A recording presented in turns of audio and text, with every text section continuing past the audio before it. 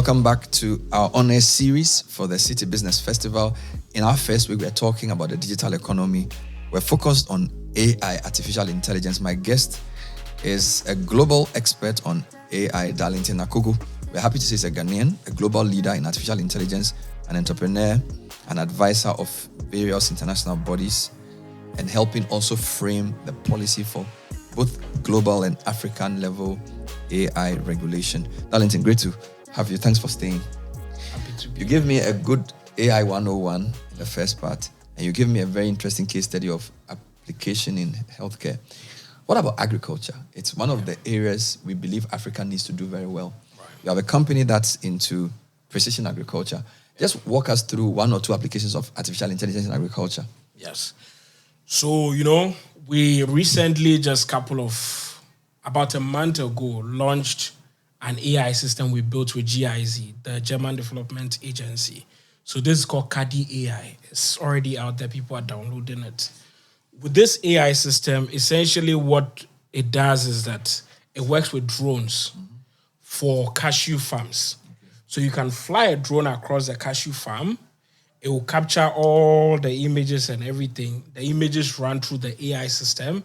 And then the AI system will analyze to see are there diseases, pests, or nutritional deficiency present. Then it will capture where they are exactly and give you the coordinates. So this essentially makes crop monitoring much easier. If you have, let's say, look, the thing is that we know for every business, economics of scale is important. One of the reasons why we have food production issues in Africa is that most of our food is produced by small-scale farmers, which we have to support.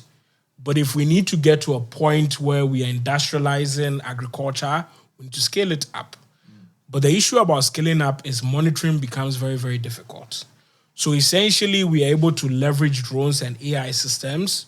You just sit back and it will pick where the disease and pests are. And it's actually much more effective than even a human being working in the farm because you'll miss a lot of diseases and pests. Cashew trees are taller than the average human being, right? So you cannot see everything that is happening, but a drone can just hover over it and pick up all of this. We have another AI system that we're working for yield estimation. This is also essential for businesses. If a business you're operating, you need to do forecasts. You need to be able to know that at the end of the quarter, how much am I making, right? But in agriculture, as it exists now, you grow food and you are just hoping that by harvest time, you get some good harvest. That's not good enough. You can leverage our AI system and drones to pick up where the fruits are they in good health, are they ripe, are they unripe, are they spoiled, and estimate that at the end of the harvest, this is how much I'm going to get, and then converts that to tons and even monetary value based on pricing. So you can say this is how much money. So this are the things that we do at Are these being used presently on the continent as we speak? Yeah. So essentially, we work with some farmers, right? Mm-hmm. So we work with, at this stage, I'll say a few medium to large scale farmers. Mm-hmm. But the group of people that we work with a lot, which is for another solution, is plant breeders. Okay. For plant breeders, essentially, we've worked with every plant breeder here in Ghana. So you are talking about Craig, you're talking about Waki, even those all the way in Yankpala, we've worked with them. What we do with plant breeders essentially is leverage the same AI solution, but then we go a step further. What if we can create new varieties that will give us 10 times more yield, 20 times more yield than the traditional ones? What if we can create new varieties that are resistant towards certain diseases and pests, like maize that is resistant towards fall armyworm? So these are some of the things that we do with them. So we bring in our AI system and we do something called high-throughput phenotyping. We've been doing this for quite some years now. To be honest, we consider plant breeders our early adopters in our AI solutions. For the farmers, it's markets that we are now working with a few of them. We've just signed a bunch of partnership with people who are growing cashew on a medium to large scale, both locally and internationally. Yes. The literature says there are some sectors that are more AI amenable. So finance, services,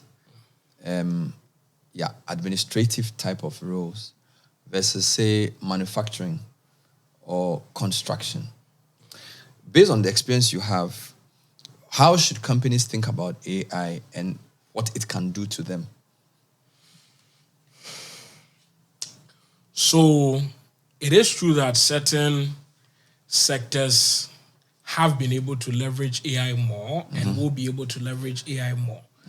But it's not, I always have a bit of concern about some of those predictions. So if you had just gone back less than 10 years ago and you ask people which sectors would definitely not have AI impacted, they'll tell you creative sector, because human beings are creative beings and AI cannot create stuff. But they are the most automated these days, right? Artists are complaining, script writers are going on strike. People are literally using AI to create music, movies, and whatever they want. So essentially what happens is this: if you are in a sector where it has already been digitized, then it's easier for AI to come in.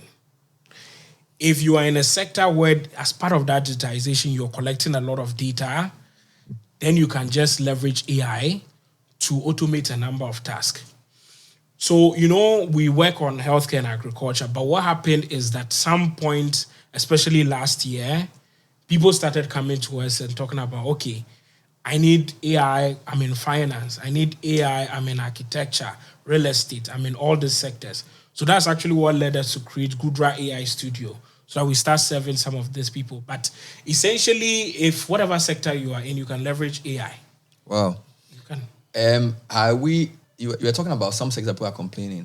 Can you talk a bit about sectors that globally workers are threatened because AI is basically wiping out the job they do?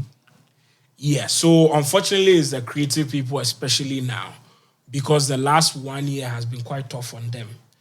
Also because they were caught off guard, right? For some of the other sectors like customer service, which they are also having issues with, because people are using chatbots to, now if you go to most platforms, it's a chatbot. Before you get to speak to a human, if you're lucky, it's somewhere way down the steps. Creative people were mostly okay until some point early 2023, and they've just felt like their life had changed. So artists are going through this.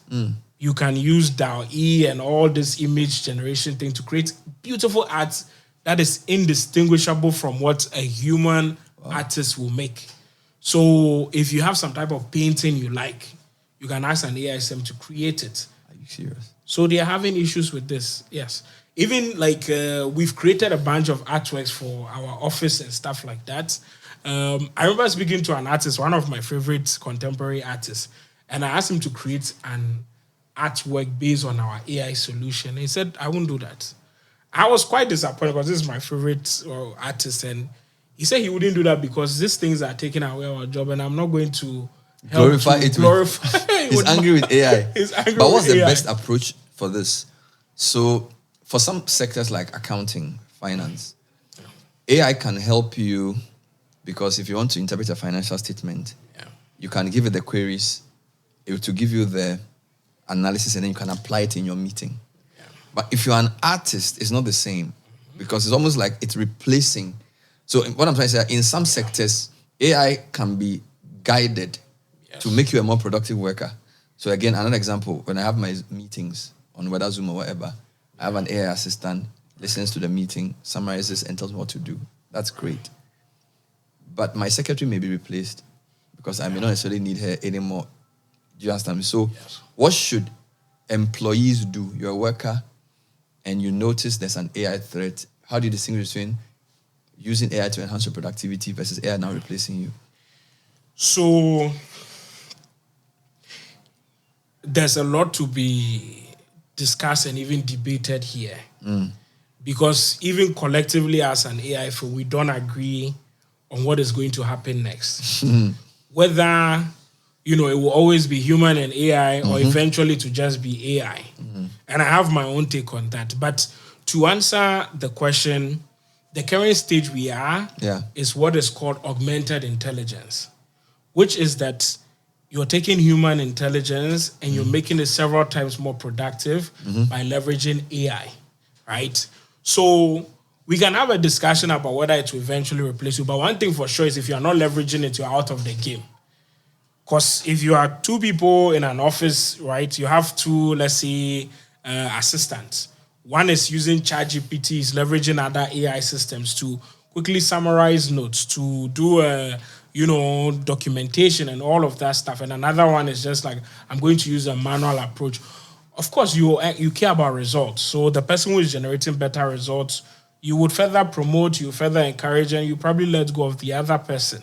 That is the real world we are in. So unfortunately, some people might not like it, but the world has a way of just going with innovation and whatever. You can. No one in the history of the world has ever won by fighting innovation. You can delay it for a while, but it's always going to happen. So there's no point in fighting that. It's a losing battle. Give it up. Accept AI is here and use it. That's to be very blunt. The other bit, though, is that this connects to regulation too as well. Are we okay in a world where AI is definitely automating jobs and is going to keep doing it?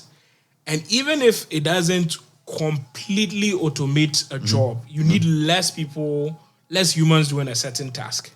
So if you need, like, let's say, administrative people, let's say you need 20 administrative people to keep the building afloat, keep business going, right? If most of them are leveraging the existing AI system, you might need just 5. Because what takes an hour or two can now just take 5 seconds in a single prompt. So you don't need that many people. You need less hours and everything.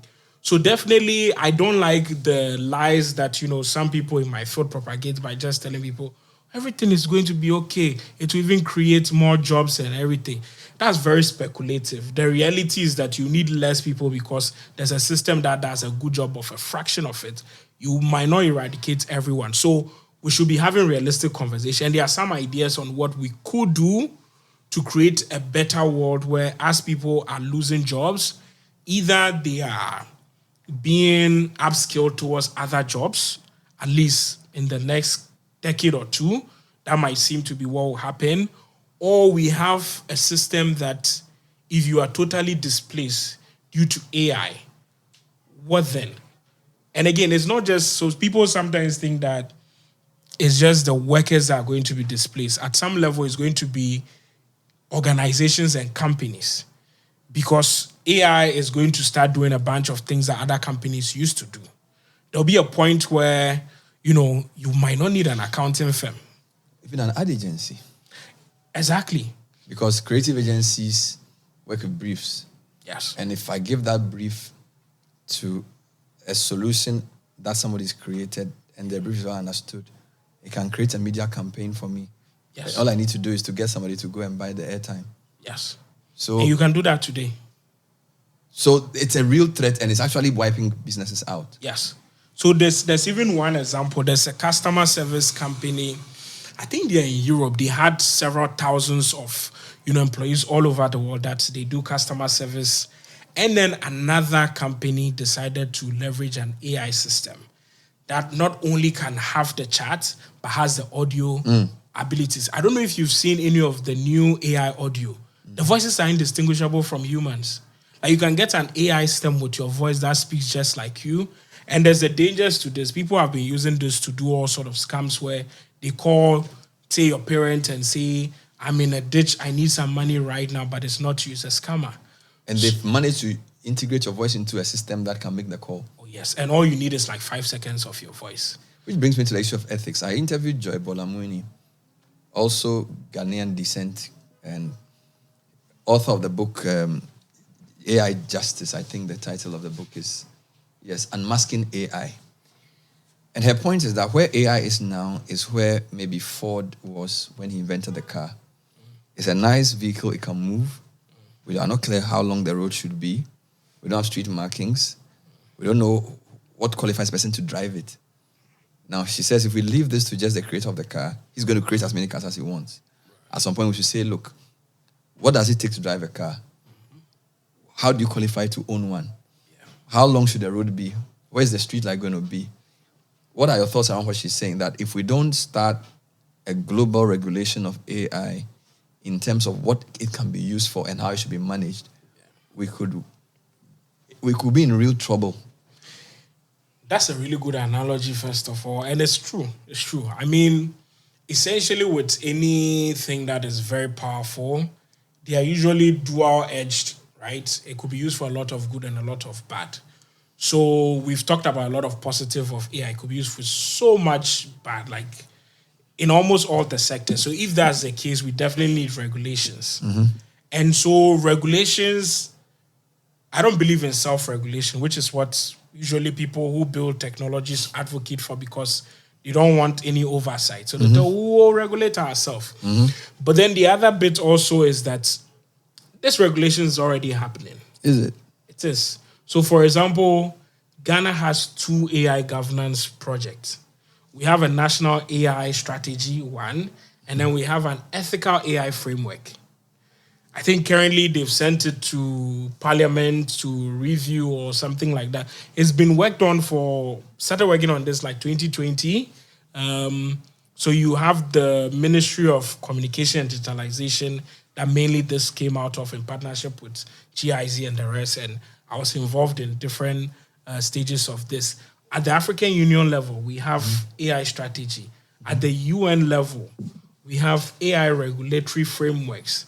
So these things are happening. However, there's also another side of this that we need to look at. If the technology is developing rapidly, we don't fully know where it's headed.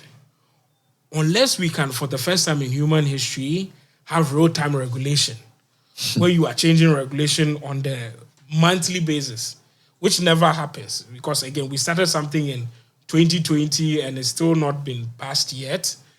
Unless we can do this, there's a danger that you might put in some regulations and then it will stifle innovation.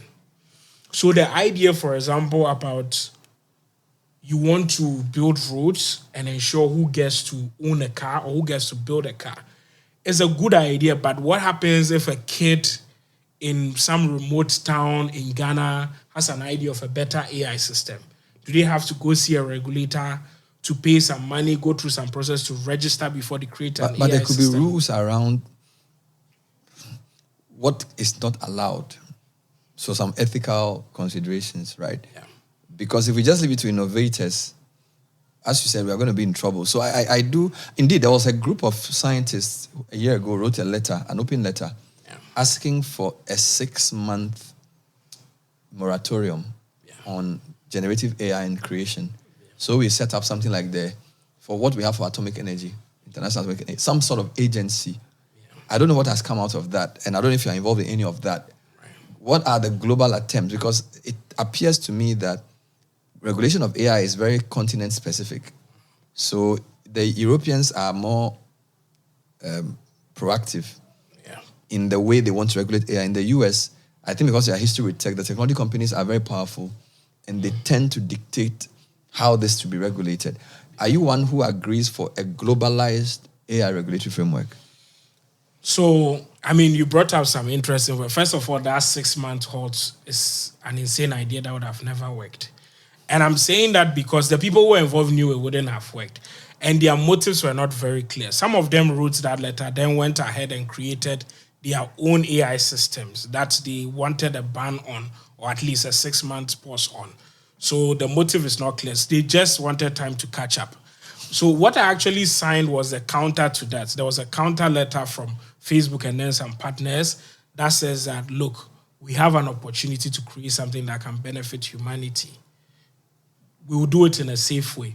We'll learn it along the way. And I signed that with some measures of agreeing that there are serious dangers here. So if you mention the fact that you're right, the European Union just released the AI Act.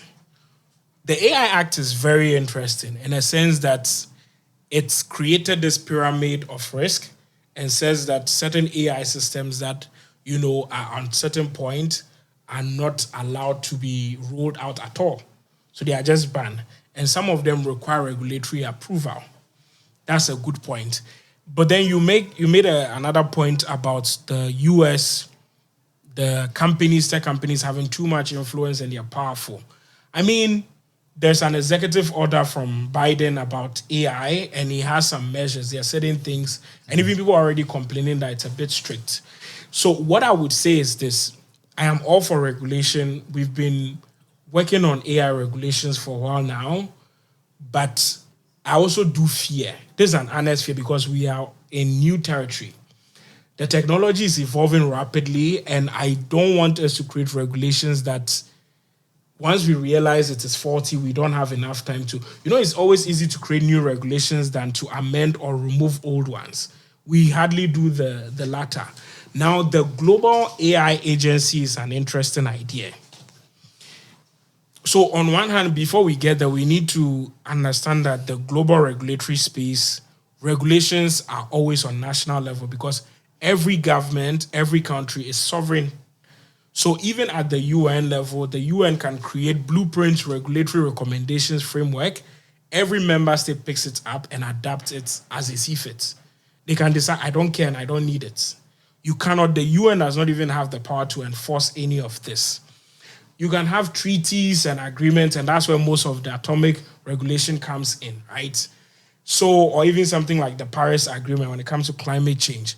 So should we have an AI agency? Essentially, more than an AI agency, what we need is an AI treaty where all the powerful nations agree that there are certain lines that we will not cross. So there's one interesting concept, which is Moloch.